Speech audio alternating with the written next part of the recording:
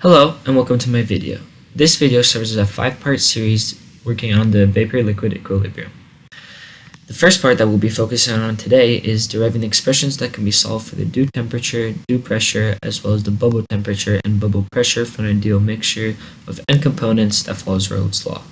Then we will be using those derivations to create a Python code and for a binary mixture of benzene and toluene that will help us calculate the due temperature and pressure as well as the bubble temperature pressure. Then creating some plots of the binary vapor liquid equilibrium phase diagram at a constant temperature and as well as a constant pressure and comparing the two.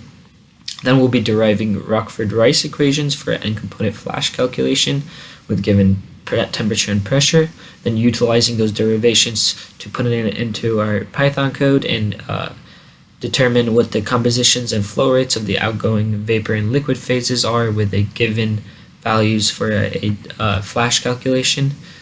And then finally deriving the lever rule and connecting them all together and seeing how they work. So to get started, we'll be focusing on the due temperature, due pressure, bubble temperature, and bubble pressure. So before we start, we're going to explain the system that we're utilizing. So here for starting off with bubble point, bubble temperature, and bubble pressure, we have a container that is filled up with all liquid, right? And at the moment we have, and above it we have this piston. This piston serves as sort of the clear part of a syringe, where it is used to push in or push out a certain amount of pressure in or outside of the system, so as it can easily increase or decrease the pressure. And within the system at the moment we have two different components. We have benzene and toluene. We have 30% toluene, or 30% benzene and 70% toluene, and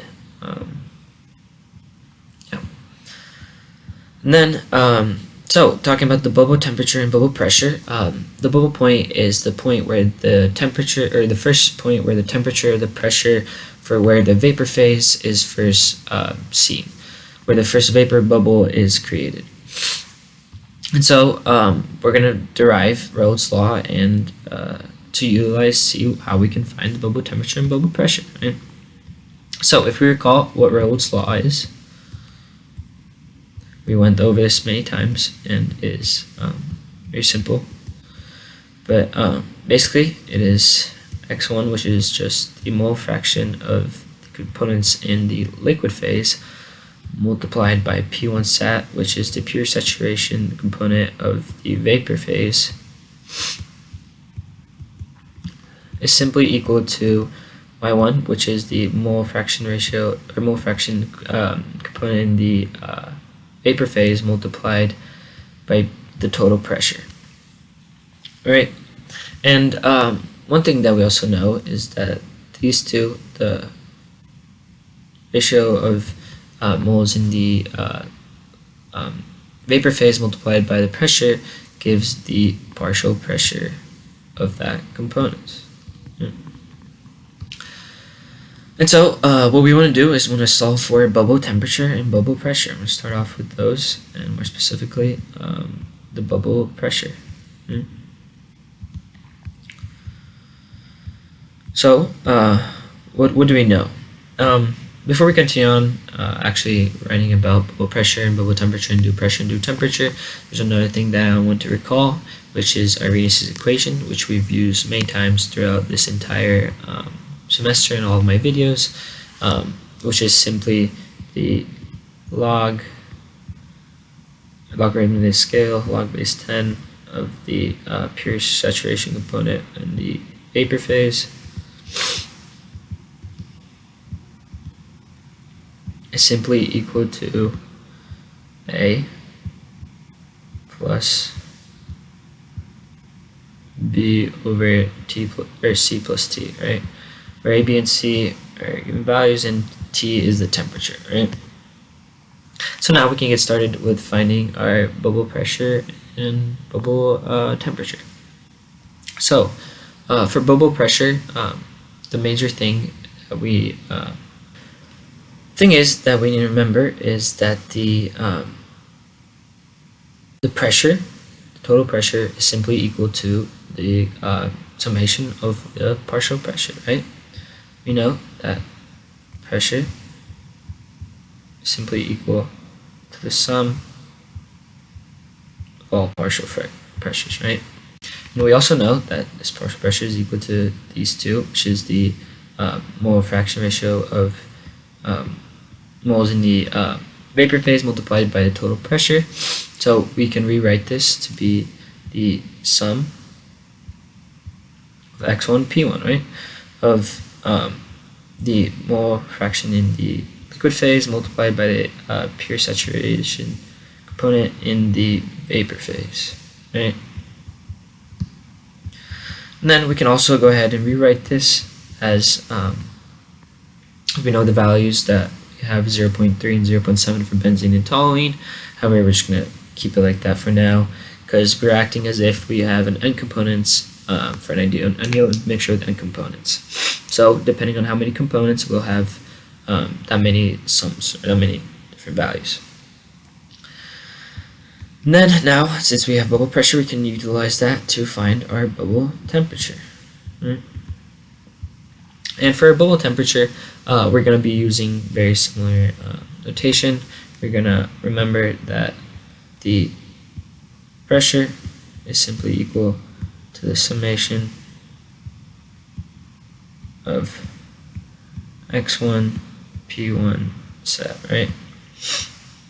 Just the pure component, or the purely saturated component in the vapor phase multiplied by the mole fraction in the liquid phase.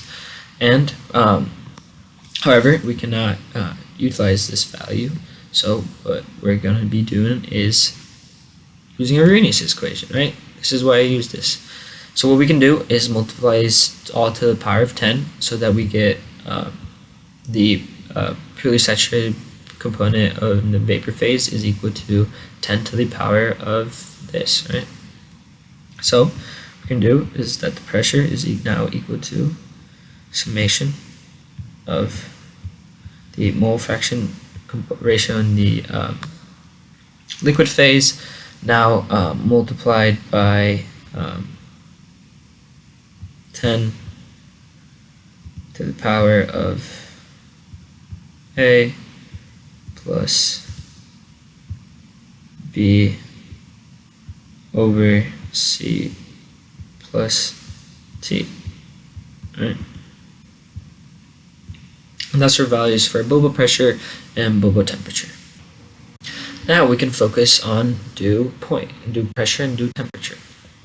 Now, dew point, I'm going to draw a new diagram here. We now have a container with a piston on top, right? Same idea. However, now the components within this container are all in the vapor phase, and depending on the pressure or the temperature, the dew point or the dew temperature is the temperature pressure at which the first drop of liquid is formed within this situation. So now start off with dew pressure.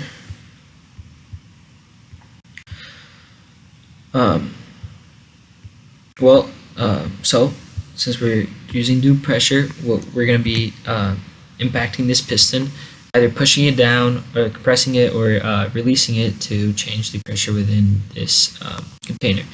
So what we know is that at the moment before it reaches the dew point, we know that this is filled with pure vapor phase, right? So when we reach dew point and we achieve the first drop of liquid, we know that the summation of that is simply going to be equal to 1, right? We know that the first drop is going to have whatever concentration ratio it may be, it should equal up to 1, right? So from here, what we're going to be doing is we know that also the what delta or x1 is. We know that looking back here, we can rewrite this so that we have 1 simply equal to the components in the vapor phase multiplied by the total pressure divided by the saturated or purely saturated component in the vapor phase. Of course, the summation of these values, right? However, pressure, this P is the total pressure, so we can take this out and rewrite this for pressure, right? So that we get that pressure is simply equal to the summation, or we have 1 over the sum, and then so if we divide this all by that, so we get the mole fraction ratio in the vapor phase divided by the purely saturated component in the vapor phase, right? And it's a summation of both of these. That's our value for derivation in the due pressure. And then for due temperature, what we're going to do is the very similar thing to what we did over here for the bubble temperature, and just simply utilize Arrhenius' equation and plug it in for the purely saturated component in the vapor phase, so that we get that the due temperature for due temperature. And for the due temperature, one thing to count is that instead of changing the piston will remain constant and the pressure will remain constant, but we will either be cooling or heating up these the system that we have, the container, so that we get our dew point or dew pressure. So the pressure for the temperature is 1 over summation, or the sum of the components in the vapor phase. Then, like we did over for the bubble temperature, we're going to create the purely saturated component and transfer it into 10 to the power of A plus B all over C plus T, and T being the temperature again. One thing before continuing on to the next parts of the series of these videos is that I accidentally miscopied the Arrhenius equation. Arrhenius equation is actually A minus B over C plus T, so it's just small positive instead of a negative, but that will create big problems later down the line, so I went ahead and fixed it. And yeah, there we have it. These are our 4 values, or 4 derivations for the bubble pressure, bubble temperature, due pressure, and due temperature that we'll be using later on to create some graphs and better understand these relationships.